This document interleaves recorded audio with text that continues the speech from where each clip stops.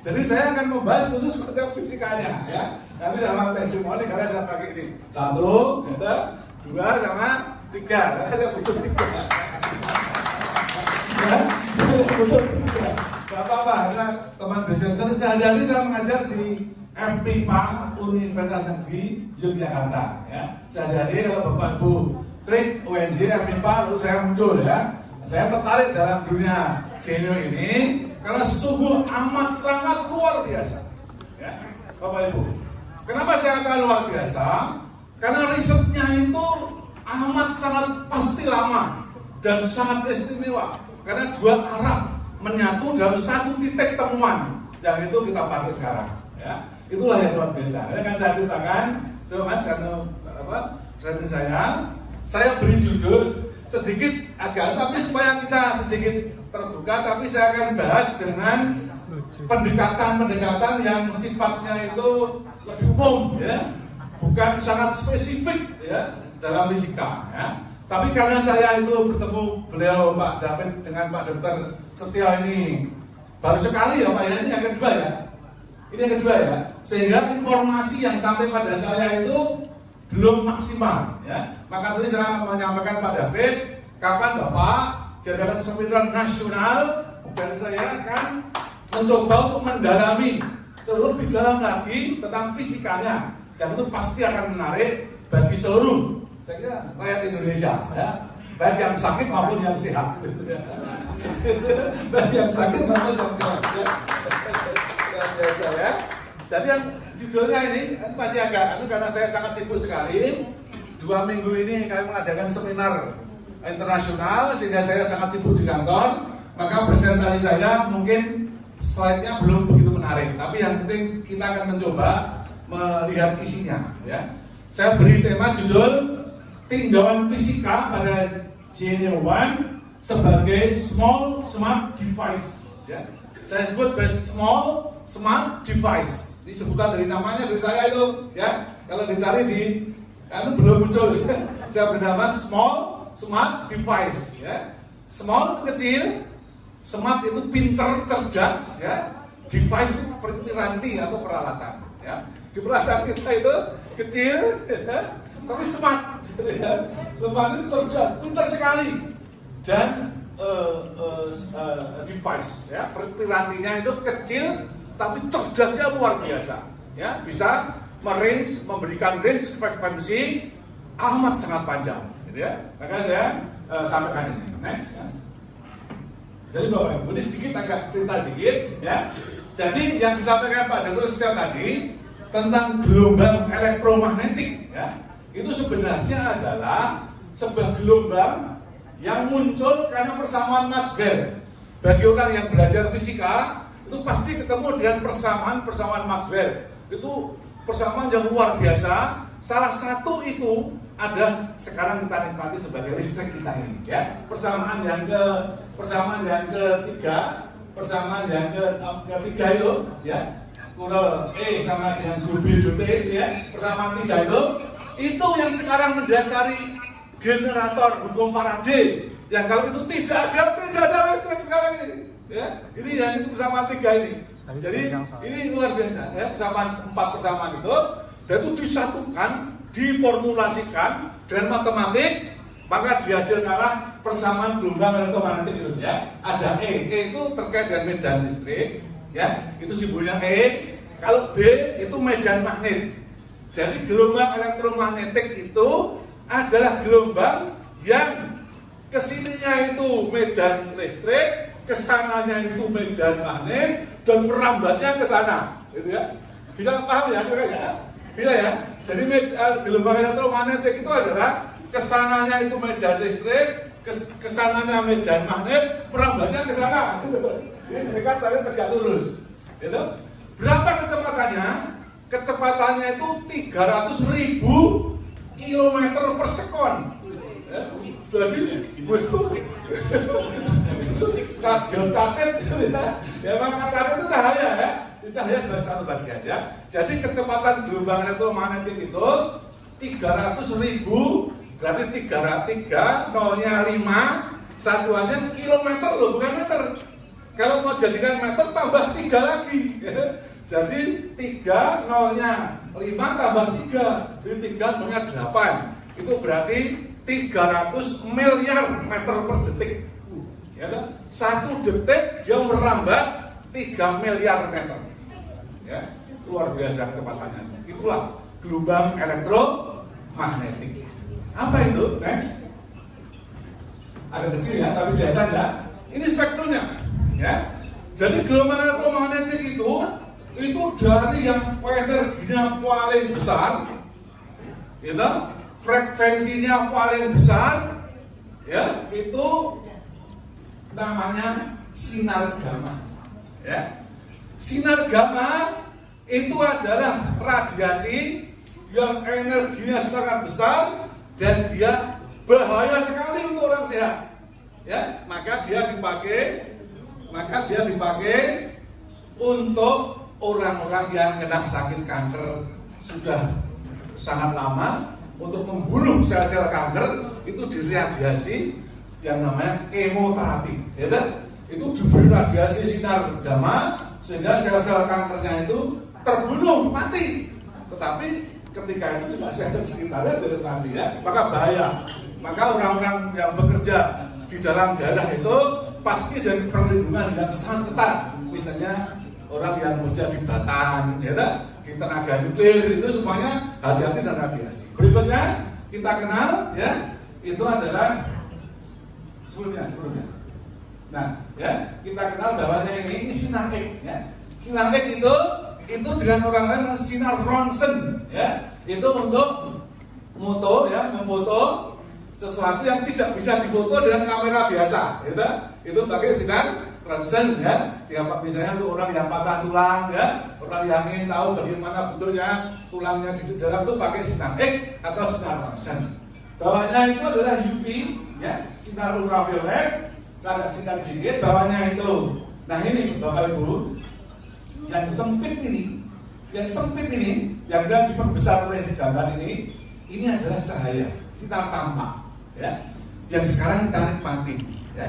Jadi cahaya itu hanya sempit sekali, hanya ini yang bisa menyebabkan kita bisa melihat, ya, ini. Maka artinya apa? Artinya ada sesuatu yang tidak terlihat, tapi yang dilihat hanya sempit ini.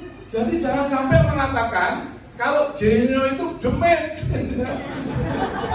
Enggak. Ya, karena dia akan bekerja di luar cahaya, ya. Jadi cahaya itu adalah sesuatu yang menyebabkan kita bisa melihat. Itu sempit sekali. Yaitu panjang gelombang antara 400 sampai 700, ya. Ini sempit sekali ini, ya. Kemudian bawahnya ada inframerah, nanti kita jaga. Bawahnya ada gelombang mikro, ya, yang kita kenal dengan microwave, ya, untuk memanasi. Lalu ada TV dan FM, TV radio. Kemudian yang paling bawah adalah radio panjang gelombang panjang, ya.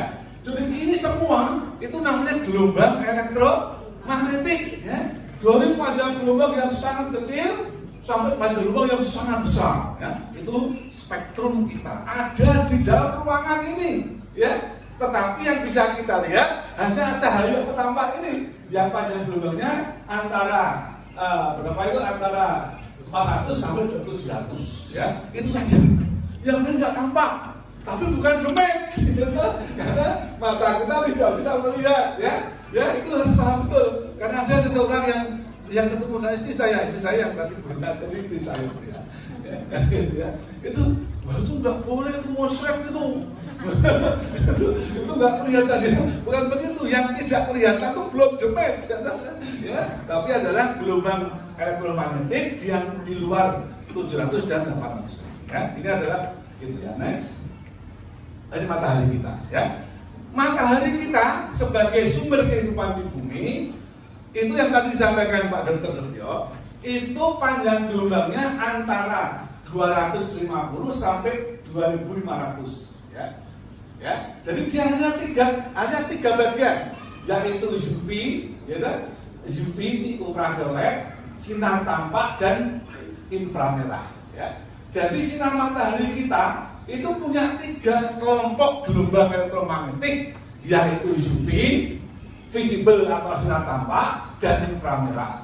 Maka itu dia range-nya itu dia dalam teknologinya tertentu, ya. Contohnya betul Pak Dokter tadi, salah satunya adalah frekuensi yang sesuai dengan fotosintesis, ya. Itu adalah energi matahari dan frekuensi tertentu yang bisa menyebabkan tanaman itu berfotosintesis. Ini sebagiannya. Next. Dari Bapak Ibu, ini tokoh-tokoh kita, orang fisika yang jasanya terkait dengan fisika modern itu luar biasa. Ya. Jasanya amat sangat luar biasa. Yang pertama adalah De Broglie, ya, itu menyatakan bahwa setiap partikel itu bersifat sebagai gelombang. Ya. Jadi kalau De Broglie itu mengatakan setiap partikel itu bersifat sebagai gelombang. Ya. Nah, kalau yang kedua Planck, ya, Michael Planck itu dia sebaliknya, dia mengatakan setiap gelombang bersifat sebagai partikel, ya. Maka ada dalam fisika namanya dualisme cahaya, yaitu dia bisa bersifat sebagai partikel dan dia bisa bersifat sebagai gelombang, gitu ya. Jadi maka dualisme itu tokohnya Einstein, orang ahli kata, ya, Einstein itu menyatakan, ya, bapak fisika modern kita itu luar biasa. Bahkan dia mengatakan dari tadi bahwa pada masa akan datang itu, ya, tulisannya itu adalah future medicine will be the medicine of frequency, ya. Jadi obat masa depan itu adalah frekuensi, dan frekuensi itu bisa rentangnya sangat panjang. Maka cocok, ya, dengan sebuah kepercayaan keyakinan kita yang mengatakan bahwa setiap penyakit itu ada obatnya.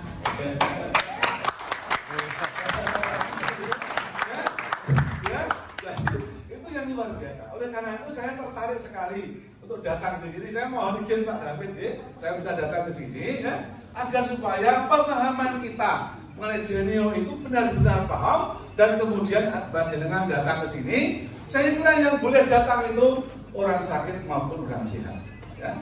Orang sehat maupun. Bagi orang yang sakit kita butuh pengobatan.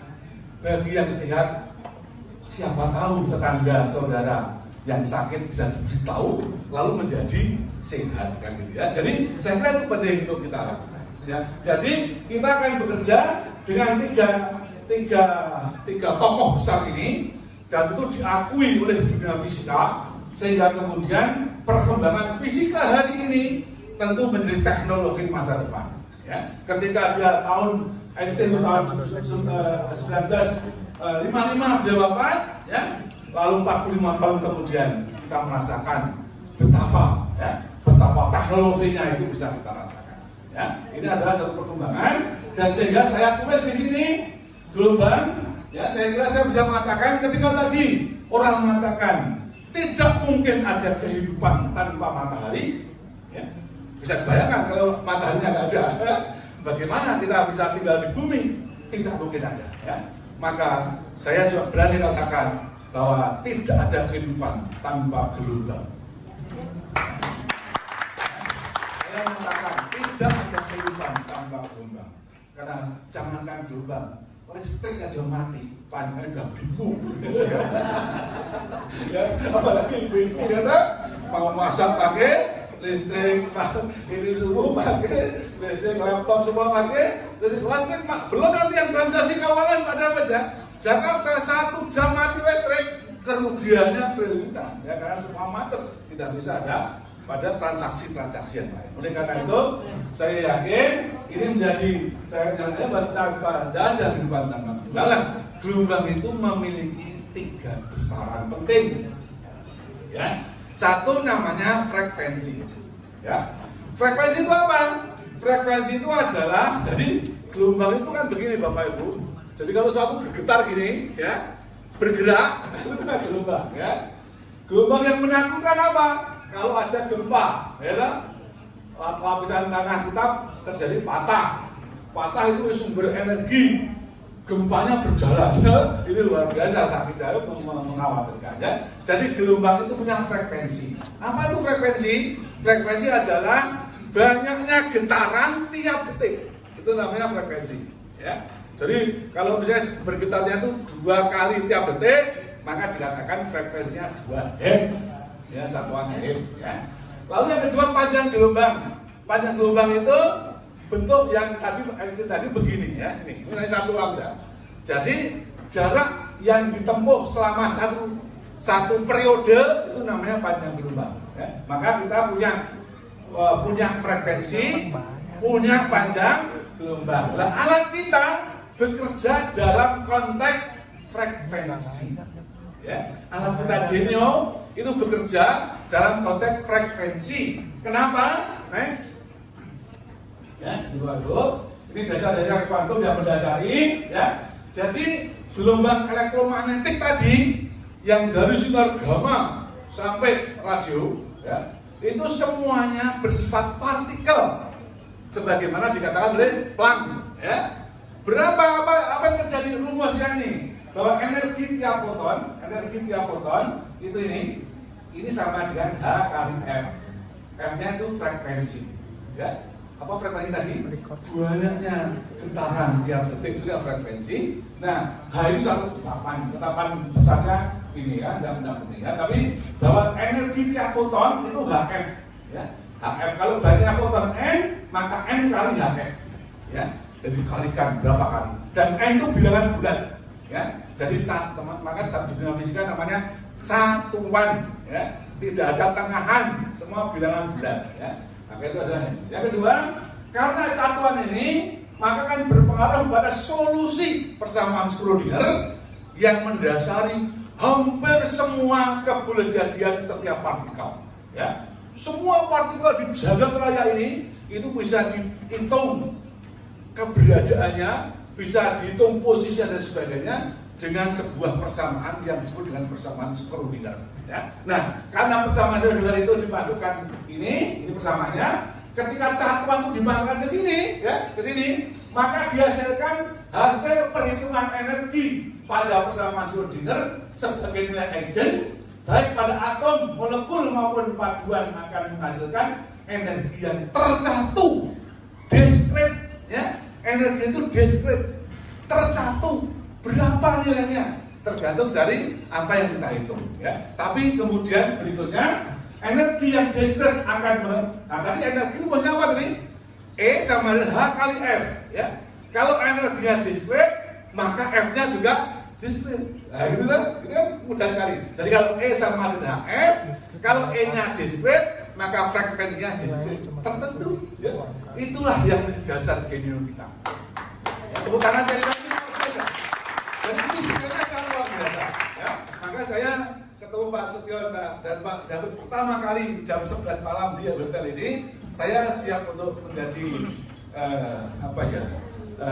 pencerah, tapi singkat saja, ya. Kalau ilmu kedokterannya Pak Setio, ilmu tekniknya Pak Yusuf David Sanjaya yang menguasai dan luar biasa. Tepuk tangan beliau.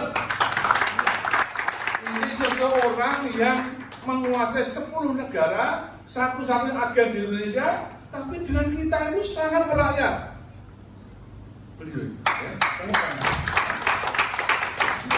Jadi pimpinan di tingkat gubernuran luar biasa ya, bagaimana menyatu dengan masyarakat, ya, luar biasa. Maka saya siap untuk datang ke sini karena jam 11 malam itu luar biasa pertemuannya, yang kemudian saya bisa memberikan apa yang sebaiknya saya berikan khusus dalam pendekatan dalam bidang fisikanya. Ya. Oleh karena sekali lagi, ketika energinya itu diskret, maka frekuensinya diskret, maka saya tulis di sini. Frekuensi inilah yang kemudian disebut frekuensi karakteristik sebagai sifat unik dari atom. Ya. Unik. Ya. Jadi kalau misalnya atom hidrogen pada N sama dengan 1, itu frekuensinya unik, satu harga, satu nilai. Ya, satu nilai. Setiap atom memberikan frekuensi satu nilai setiap terjadi transisi elektron. Karena persamaan Schrödinger dimasukkan teorema foton, lalu menghasilkan energi yang diskret, yang unik. Unik itu makanya satu macam. Ya. Nah, karena itu, ya ini adalah keadaan alam kita. Next. Nah, ini atom kita. Ya. Di setiap atom memancarkan sesuatu yang unik, yang satu, ya, yang unik, yang tidak bisa yang lain. ini menjadi ciri suatu atom. Ya, kalau suatu atom memancarkan 13,6 namanya elektron volt, dia hidrogen. Ya, kalau dia memancarkan sekian, dia atom X. Kalau memancarkan sekian, dia atom Z yang unik, yang tidak bisa diganti oleh sistem lain. Ya, setiap atom memancarkan frekuensi unik dan itulah yang menjadi karakteristiknya. Ya, tepuk tangan. Lalu molekul, ya. Maka setiap molekul juga begitu. Dia akan memancarkan frekuensi yang unik satu, ya. Maka ada teknologi di tempat sana, di luar sana yang menggunakan atom di dalam rangka penggunaan teknologinya. Apa artinya? Kalau suatu teknologi menggunakan satu atom, maka dia hanya bekerja pada satu macam frekuensi. Oke? Oke ya, jelas ya. Jadi kalau sesuatu teknologi menggunakan satu atom saja, maka dia hanya bekerja dalam satu macam frekuensi saja. Ya. Maka dia akan bisa di mana? Kalau dalam inframerah, ya inframerah. Kalau dia dalam cahaya, itu mereka dalam teknologi satu atom saja. Karena setiap atom memancarkan energi yang unik sebagai karakteristik dari atom itu. Ya, halo.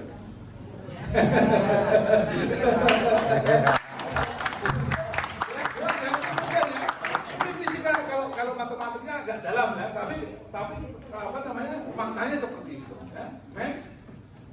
Nah ini sekarang ya. Sekarang tadi Pak Dr. Setio luar biasa. Jadi setiap atom memiliki sesuatu yang unik dan atom-atom itu membangun sebuah molekul maupun paduan. Dan itulah yang ada dalam tubuh kita masing-masing. Ya tak? Jadi kalau begitu, maka di dalam tubuh kita itu akan ada frekuensi tertentu yang terkait dengan keadaan tertentu. Ya, dalam tubuh kita ini ada frekuensi tertentu yang terkait dengan keadaan tertentu, kan gitu tak? Ya, yang itu unik. Ya. Oleh karena itu, riset telah panjang dilakukan.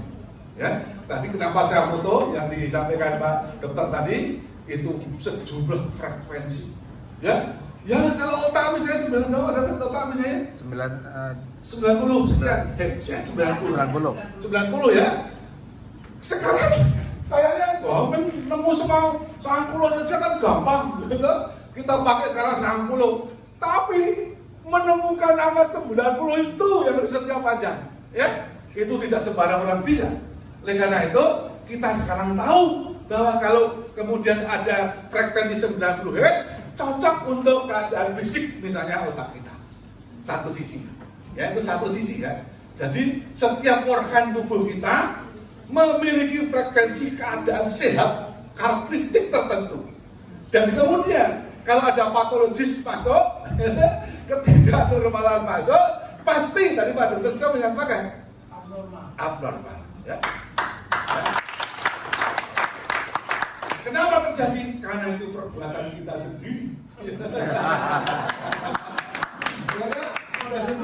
Coba Bapak Ibu saksikan bagian di Jogja yang bisa membuktikan. Tahun 2010 Merapi meletus, Pecus Gembel.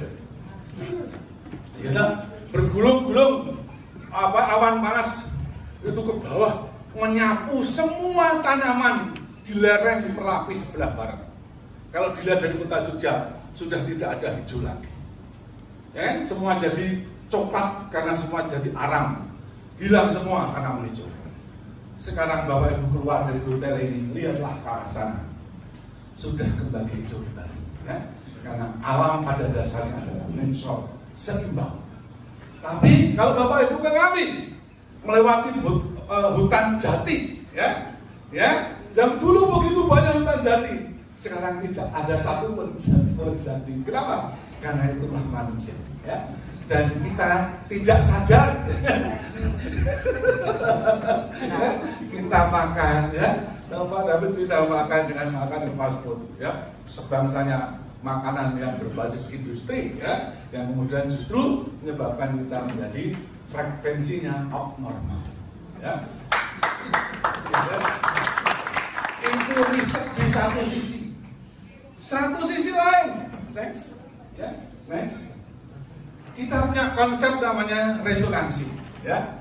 Resonansi itu adalah ikut bergetarnya suatu benda karena benda lain yang bergetar. Ini contohnya adalah apa namanya ini? Garis utara. Ketika dipukul satu, bling, dia bergetar, punya frekuensi. Nah, frekuensi itu menggetarkan yang lain. Itu persis seperti kalau Bapak Ibu suka budaya Jawa, itu kendang. Kendang itu punya juga resonansi, tapi panjangnya diukur tertentu sehingga terjadi resonansi maksimal. Maka ketika ditutup lu, suaranya kling, ya. Kenapa? Karena terjadi saling menguatkan. Ya. Jadi resonansi menjadi satu topik menarik dalam Genio kita ini. Next. Yang ketiga, inilah Bapak Ibu.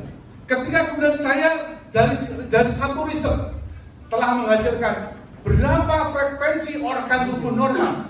Pertanyaannya, seberapa kita bisa menemukan frekuensi yang sama dengan organ yang normal? Itulah teknologi. Ya. Itu yang saya sebut sebagai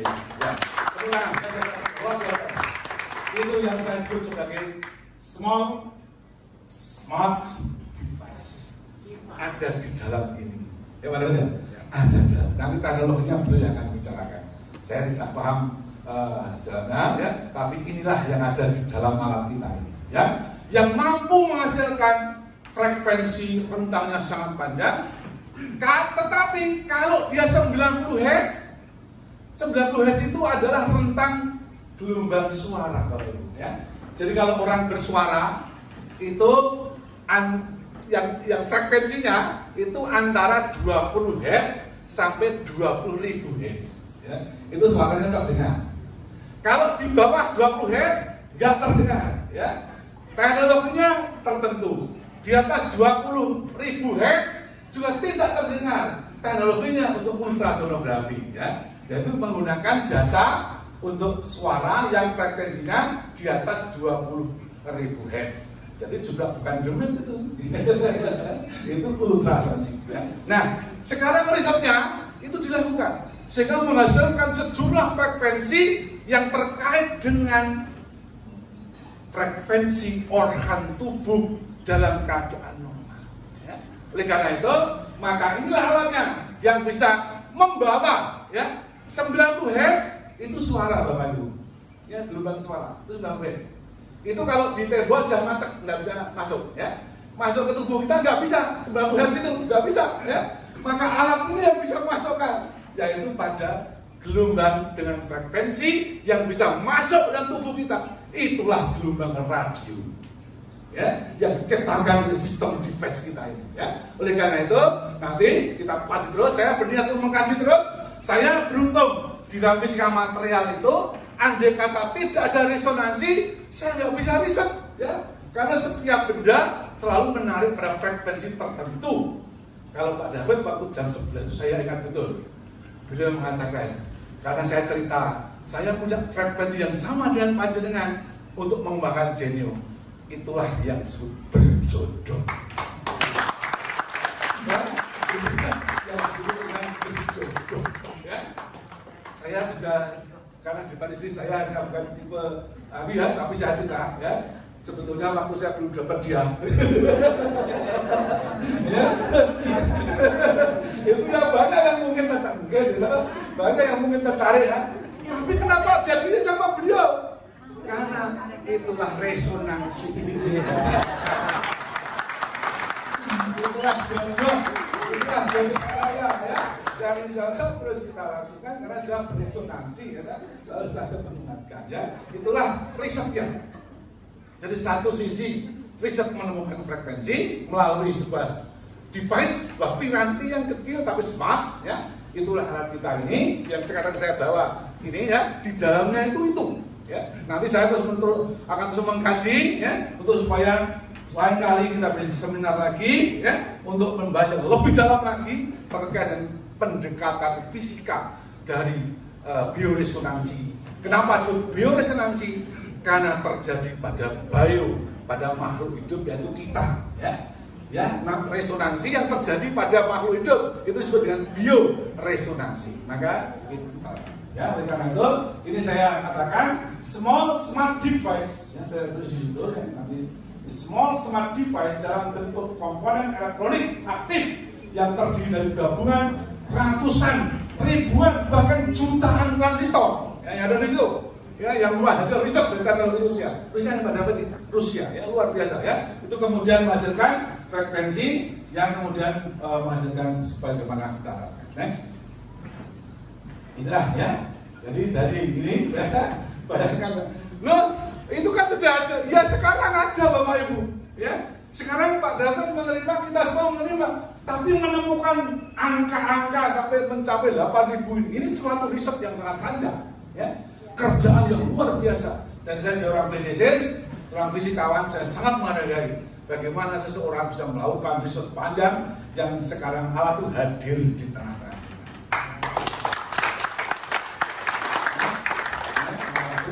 Nah kesimpulannya ya, itu yang pertama, Genuine hadir dari riset modern terpadu dari berbagai desain disiplin ilmuwan, yaitu biologi dan fisika sebagai bidang bioresonansi, elektronika dan rekayasa, sehingga kita semua bersyukur menemukan Genuine, sebuah piranti pintar yang kecil atau saya sebut sebagai small smart device. Ya, kita bersyukur menemukan hal ini. Ya. Ya.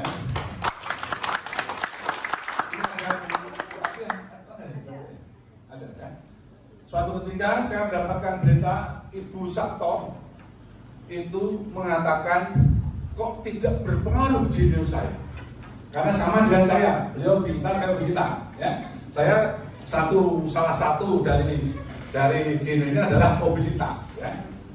Kok beda?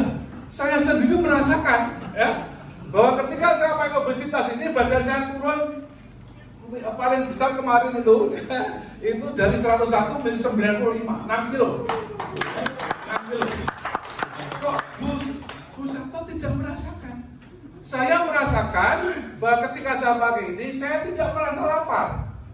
Karena frekuensi resonansi pada organ yang terkait dengan nafsu makan digetarkan sedemikian, saya tidak tahu bagaimana nanti Pak David yang itu, sedemikian sehingga saya tidak ingin makan dan terasa kenyang dalam perut saya itu. Ya.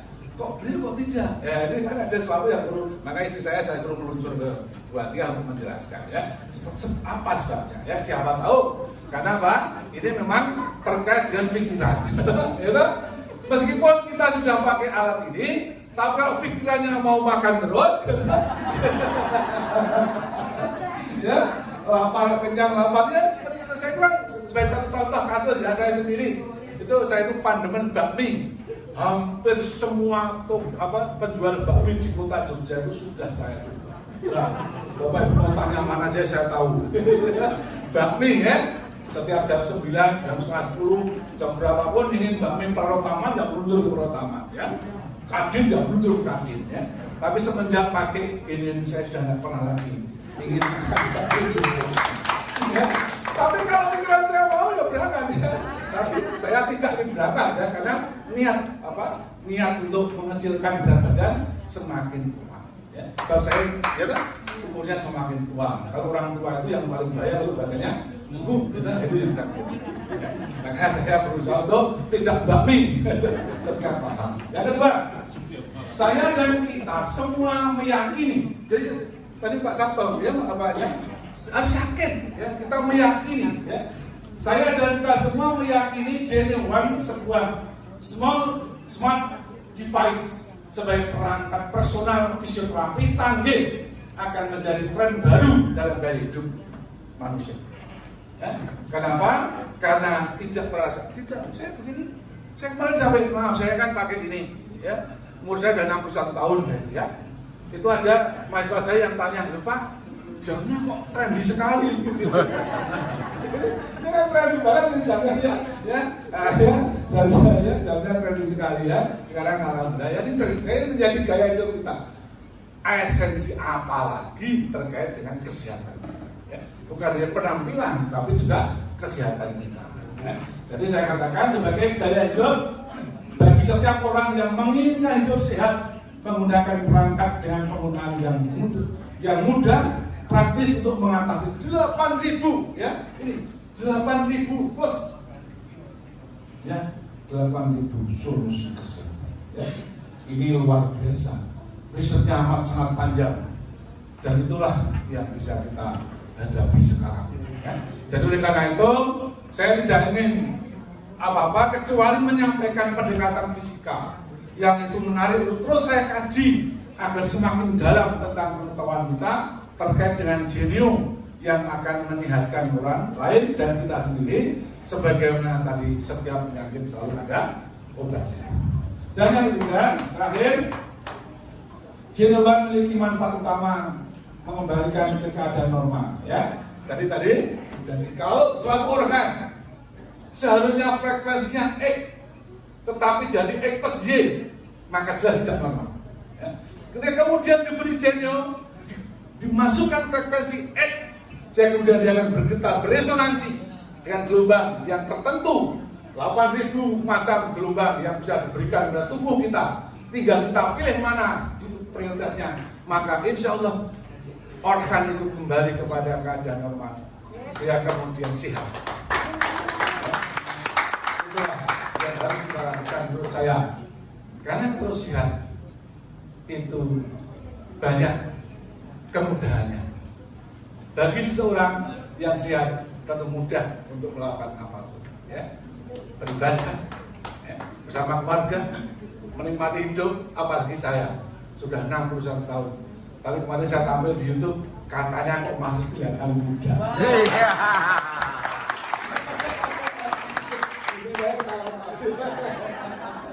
Ya, saya kira itu ya tanpa jadi tadi saya mengatakan itu apa ya? Jadi tanpa dimakan, tanpa diminum, tanpa dipijat, tanpa injeksi, dan tanpa efek samping.